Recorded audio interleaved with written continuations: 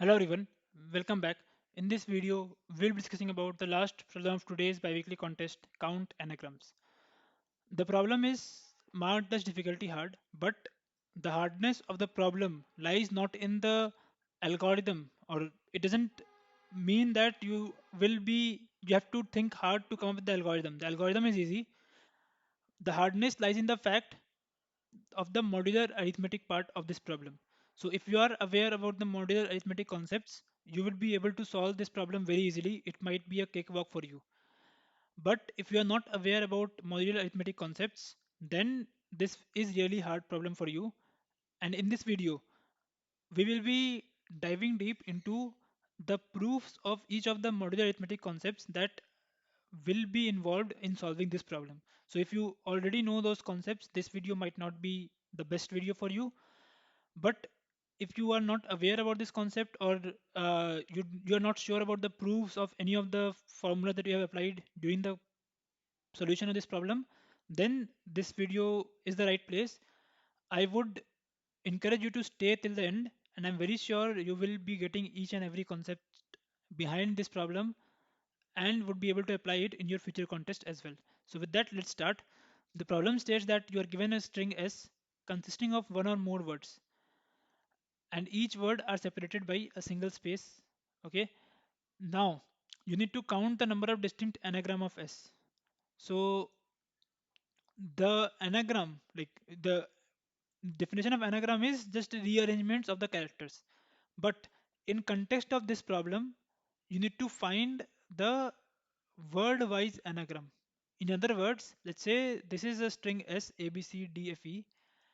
Uh, One possible anagram of A, C, B, D, F, E is A, B, C, D, E, F. Right? So you can see it contains the arrangements of this letters, and these letters are the arrangement of this. So this is valid anagram, but these two are not valid anagrams, despite of the fact that every character here is present here. And the reason for that is these two are not word-wise anagrams. So you can see here DEF is there.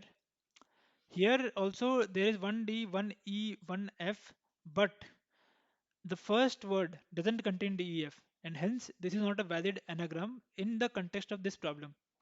So basically, what they are saying is you just need to find out word-wise anagrams. How many distinct word-wise anagrams are there? So you might have, like, I would encourage you to pause the video and just think about the solution without the arithmetic part, just the solution by yourself. It is very easy. And then come back and watch the video. So basically, you can see we need to find word-wise anagrams, right? So in a way, this problem can be broken down into two problems. One, find the anagram of this. Second, find the anagram of this, and then just multiply them. That's the answer, right? Because this can be modified into two different problem or n distinct problem. The bottom problem that we need to solve is, given a string, find me the number of anagrams. That's it. Now once we solve the problem, like given a string, I can able to find the number of anagrams of that given string. I can just apply the same function or the same algorithm for all of the given words and just multiply the results, and we'll get the answer. So now what we'll be solving is, given a string, find me the number of anagrams of that given string. That's what we'll be solving. So this is also a very standard problem. You might already have solved this in your 11 or 12 mathematics. It's a very well-known combinatorics formula. Like, given a string, let's say A, B, you need to arrange them, or you need to find out the number of unique permutation of the given string. So number of unique permutation of any given string is n factorial divided by n1 factorial, n2 factorial, n3 factorial, and so on, where n1 is the frequency of first character, n2 is the frequency of second character, n3 is the frequency of the third character, and so on and so forth. So for this AAB, n is 3, number of the length number of characters. Then n1 would be 2, because the first character, which is A, occurs 2 times. Then n2 would be 1, the second character B, which occurs 1 time. So the number of distinct arrangement of this particular string, or the number of different anagrams of this particular string, would be 3 factorial divided by 2 factorial, which is 3. Now, for those who know the proof, that's good. Like, now we'll discuss the intuition behind why this is true. Okay, so let's say, uh, so what exactly, so we know the number of permutation of three letters is 3 factorial, right? That we know very well, right? And now how this 3 comes, like 3 into 2 into 1, by like, basically we have three spaces. So first space can be filled up with three characters. So like, there are three characters to fill this first space, so 3. Then second, there are two characters to fill the second space, so 2. And then there is one character to fill this third space, which is 1. So hence 3 factorial. Now we know this, like the number of different ways to arrange the three characters are 3 factorial, but there are duplicates, right? So let's say there are total characters is n, so n factorial is the number of ways to arrange. Now there, let's say there are duplicates, right? So there are duplicates, and rest n minus r are unique, right? So these are all unique, and these are duplicates. So let's say this, there are r number of a's, and then there are n minus r number of unique characters. So these are identical, right? So you can't rearrange this r at all. So let's say, uh, there are r number of a's. So if there are, let's say, two number of a's, these two a are identical. You can't actually rearrange these a's among themselves, right?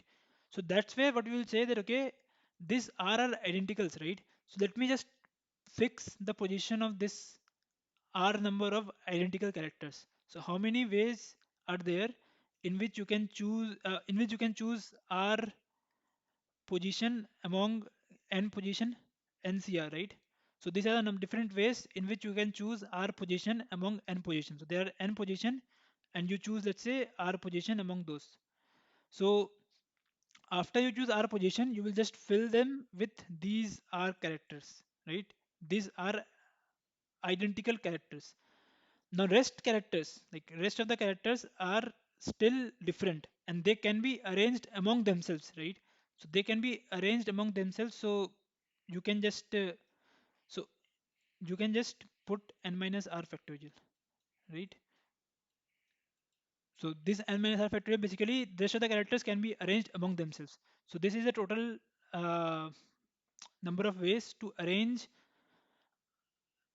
n characters, of which r are identical. So if you just resolve this, it will come as n factorial by r factorial, right? And this is exactly equals to this formula. Basically here, n2, n3, n4 all are 1. Like, all these n minus r characters are unique. So this all will be 1, hence n factorial by r factorial. So hope you got the intuition. You can just apply this recursively and you will get this formula ultimately. So now we have this formula. Like, we know the answer would be this n1 n factorial divided by n1 factorial into factorial into factorial and so on. Now, how to calculate this particular part, n factorial by x factorial modulus m? How to calculate this? So this, first of all, you can't calculate this by just like multiplying all the way to up to n, and then multiplying all the way up to x, and just dividing them all. The reason being, this will be too huge to fit in a 64-bit integer, right? So there are classes like big integer in Java, and there is something similar in C++ as well, but they have their own complexity and they comes with their own cost. So we will not go there, and instead we'll see that, okay, we have to solve this with 64-bit integer only. Now because we have 64-bit integer only, we can't calculate n factorial completely. Like, n is up to 10 to the power 5. So you can't actually calculate n factorial by itself, right? So because you can't calculate n factorial, you can't actually calculate this value effectively, like in a 64-bit integer. Okay. And the answer would be 64-bit. Like, they have said that you have to return it modulus m. So answer would be 64 bit. There is no doubt in that. But you can't calculate individually n factorial or x factorial because of your 64 bit constraint. So here comes the next theorem, which is Fermat's little theorem. You can read about more. You can read about this more in the Wikipedia page. But in general, what it says is if A and P are co-prime, then A to the power P minus 1 is congruent to 1 mod P, right? So basically, you can just like what does congruence mean? It basically says that if you divide A power P minus 1 with P, you will get 1 as a remainder. That's what this statement means. Now, when this will be true, this will be true only when A and P are co-prime. And what is co-prime? Co-prime basically means A and P doesn't have a common factor, right? So, or basically A and P, the common factor of A and P is 1. Okay, so if A and P are co-prime, this congruence is true. Now, based on the property of congruence, you can just multiply A, or basically you can just divide A on both the sides, right?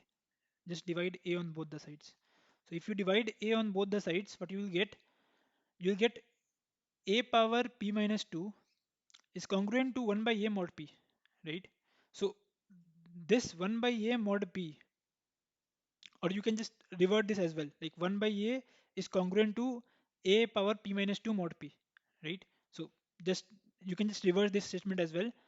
So now what we are saying is 1 by A, 1 by A is equivalent to A, 1 by A mod P is equivalent to A power P minus 2 mod P, right?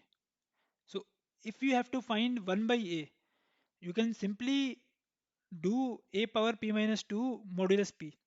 So notice that this P minus 2 would not be negative. Like this will be negative only when P is less than 2.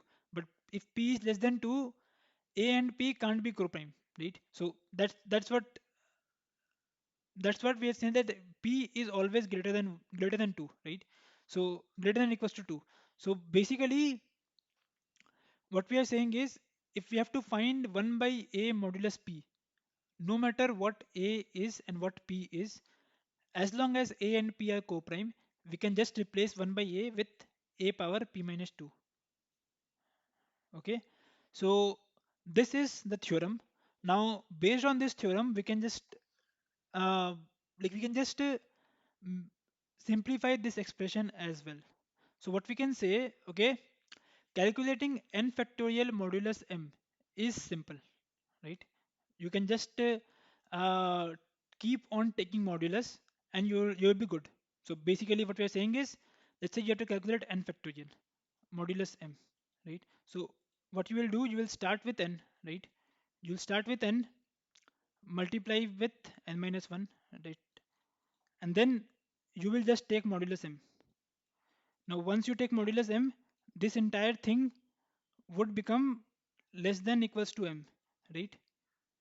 So what you can do now, you can multiply this entire thing with n minus 2, right? Now this will again become greater than greater than around m square, right? So you can again take modulus m, and sorry, you can again take modulus m, and this will again become less than equals to m, and so on and so forth. So you can just keep on doing this and you will get finally n factorial modulus m. So calculating n factorial modulus m is not a big deal, right? You can do this with a 64-bit integer as well, right? But calculating 1 by x factorial modulus m was the issue, right? So again, calculating x factorial is also not an issue. Calculating 1 by x factorial is an issue, right? So what we need to find is 1 by x factorial modulus m. This, sorry, modulus m. This is our problem statement. Now what we saw here is that 1 by a is congruent to a power p minus 2 if a and p is coprime, right? So what is, let's say this is a, right? And let's say this is p. So is a and p are coprime? Answer is yes, because m m is given as 10 to the power 9 plus 7, which is a prime number. If you just find like you will not be able to find the factor of this, so this is a prime number. So because this is a prime number, this and this are co-prime, right? Now because this and these two are co-prime, again because like you might think that okay you can find the factor here, but x factorial contains everything from 1 to x, right? And x can be at max up to 10 to the power 5. So there is no way from 1 to 10 to the power 5 to contain a prime number p which is equals to 10 to the power 9 plus 7. So you can't find a prime p, right? So that's where x factorial and m are co-prime.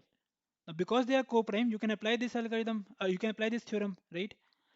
And because this theorem is true, this congruence is also true.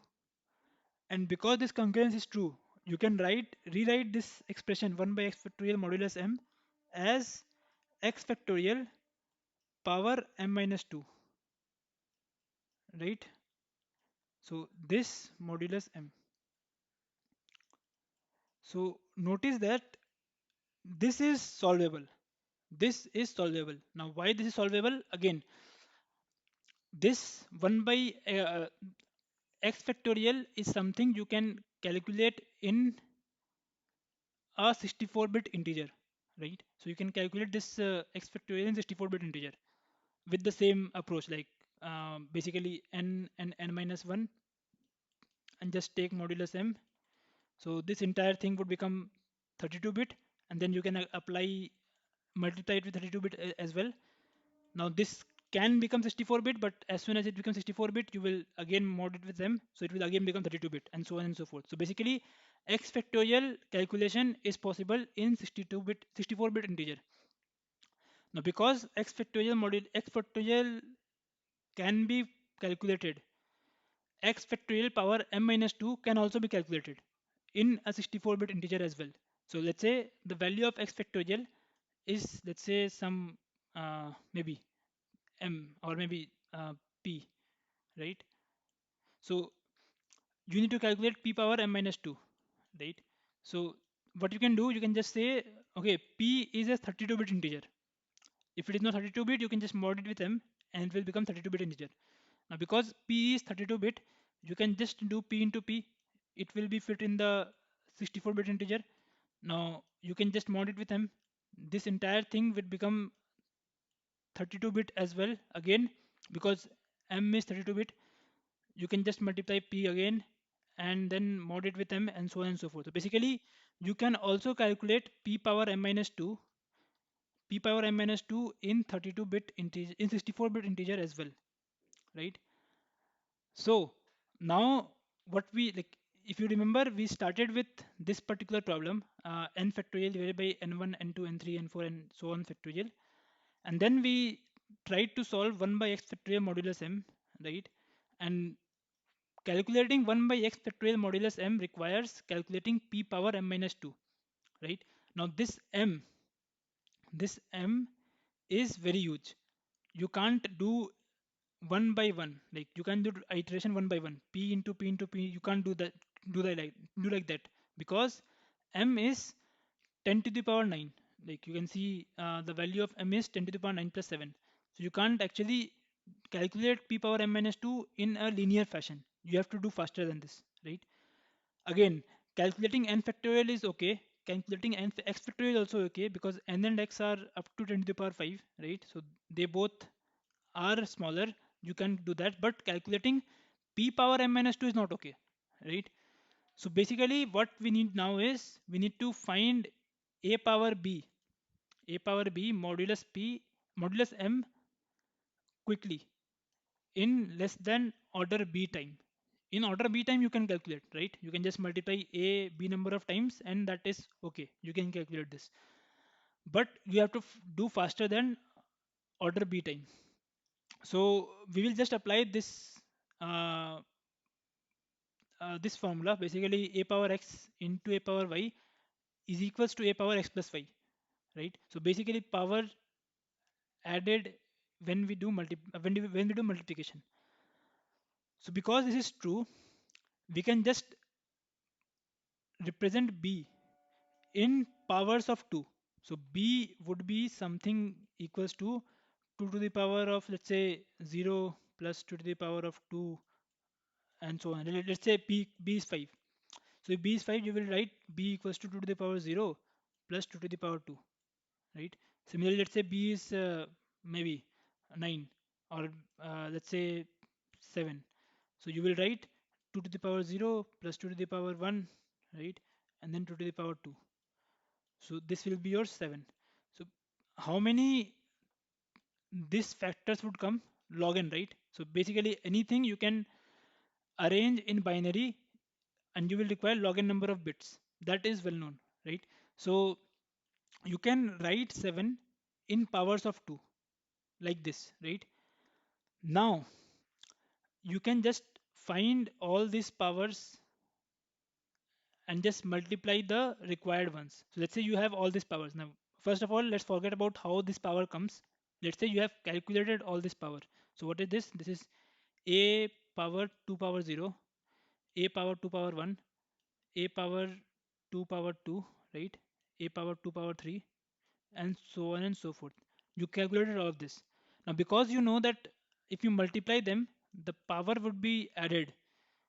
So you just represent power in in binary form, right?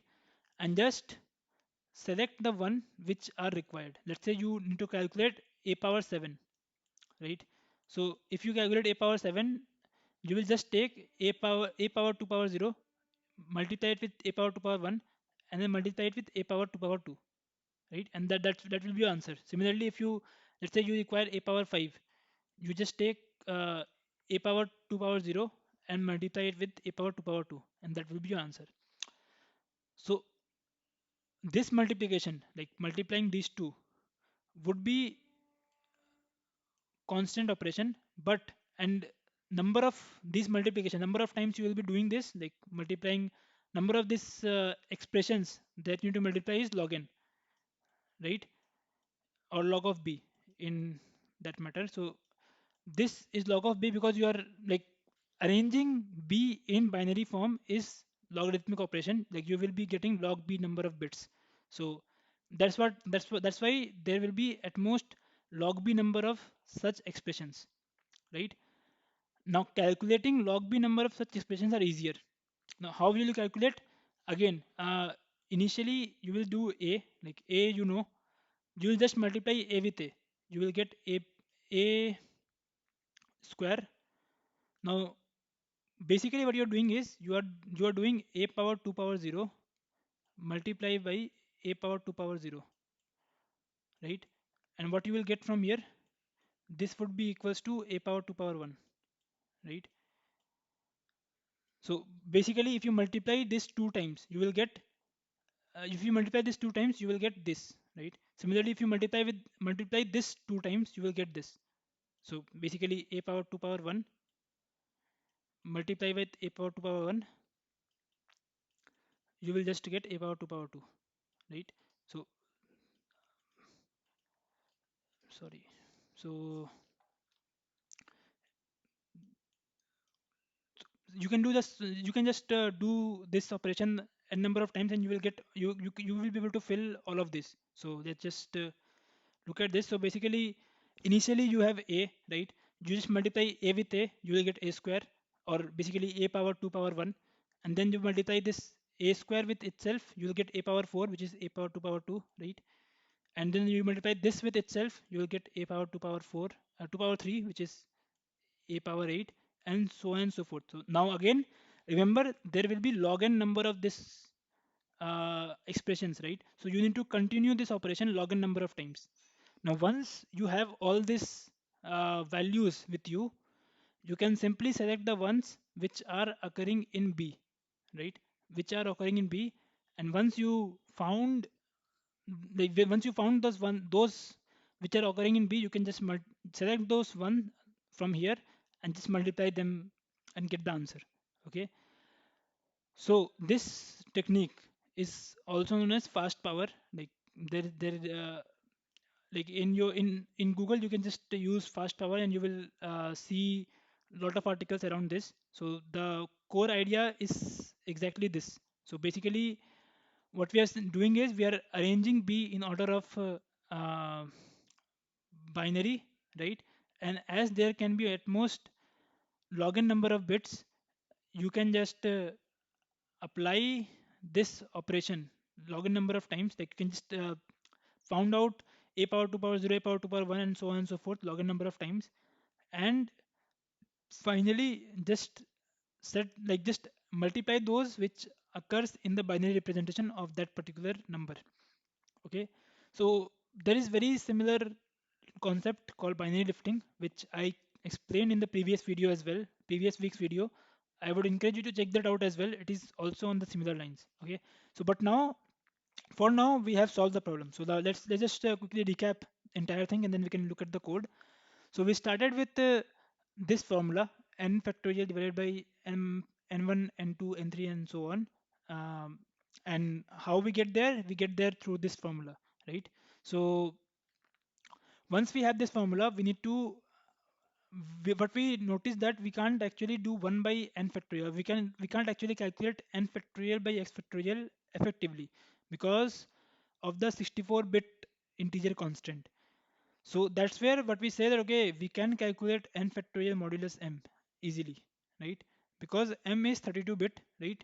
And we can just multiply two integers from here. As soon as they get above 32-bit, we'll just mod it with m so that it again becomes 32-bit. So 32-bit and 32-bit can be 64-bit at max, right? So we can calculate 64 n factorial in 64-bit integer very easily. Now, once like this is not an issue, but calculating 1 by x factorial was an issue. So for that we use Fermat theorem, and we saw that okay, here 1 x factorial and m are co-prime, right?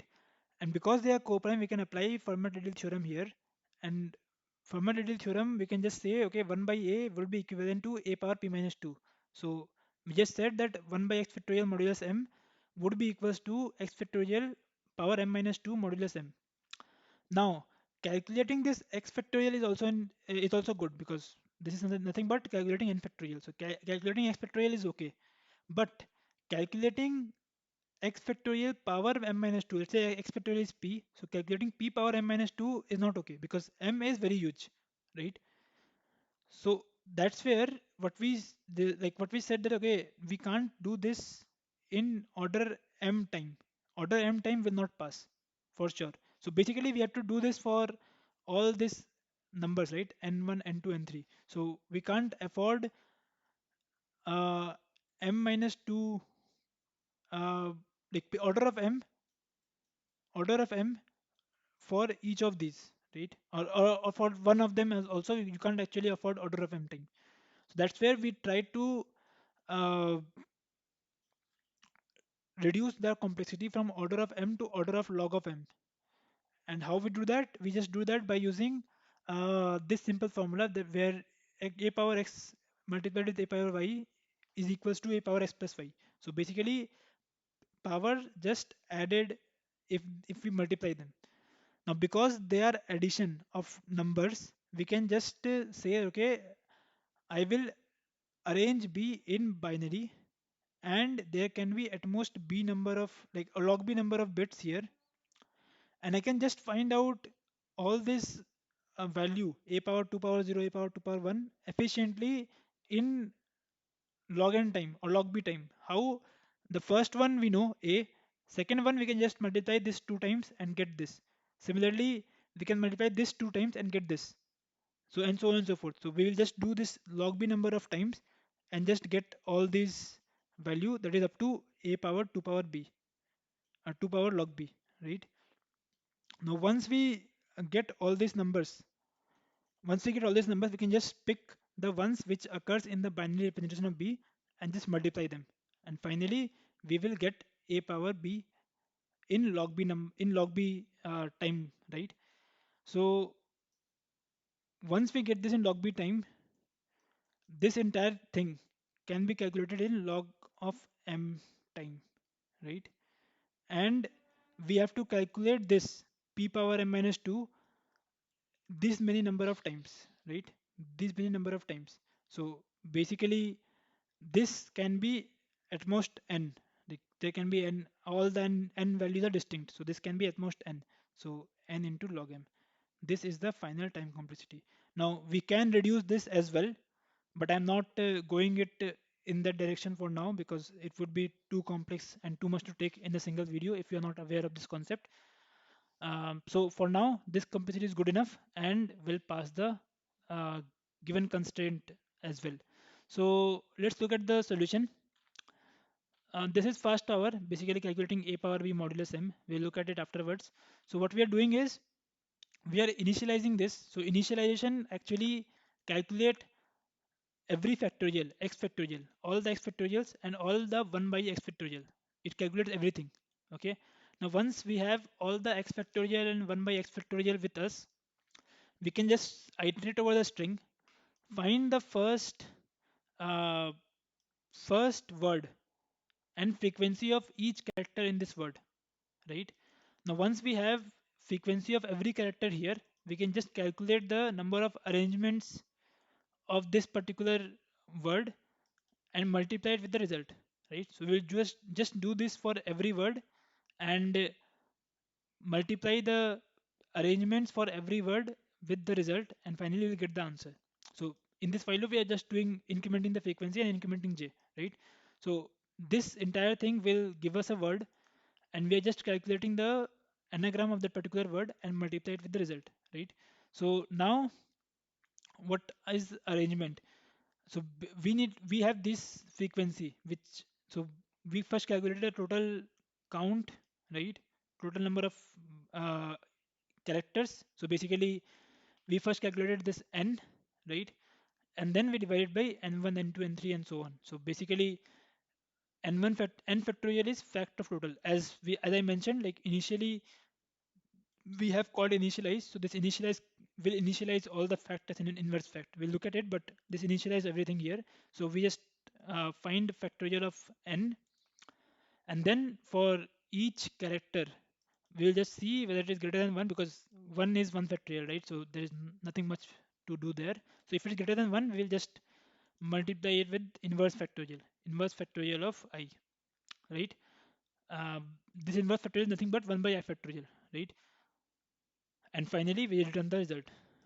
So what does this initialize look like? Initialize, notice that we have to calculate everything up to 10 to the power 5, right? So that's why I've initialized it with 10 to the power 5.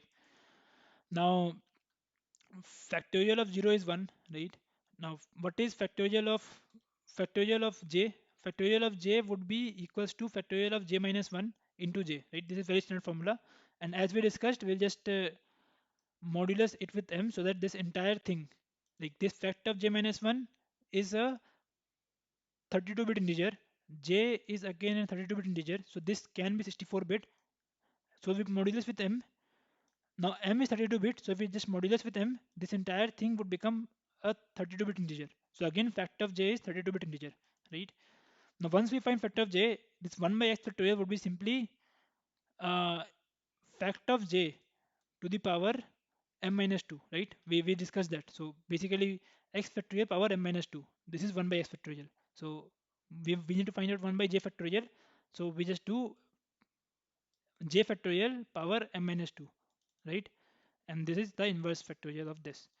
Now what does this inverse factorial look like? This is exactly the implementation of this particular piece that we discussed.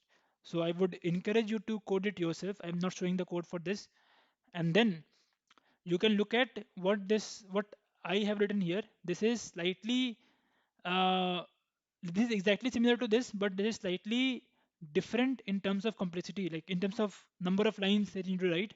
You can just try to code it yourself first. It might require you 50 lines or 30 lines of code, and then you can come back here and then see this particular piece. I will link that in the comment and the description section of the video as well. So that's it.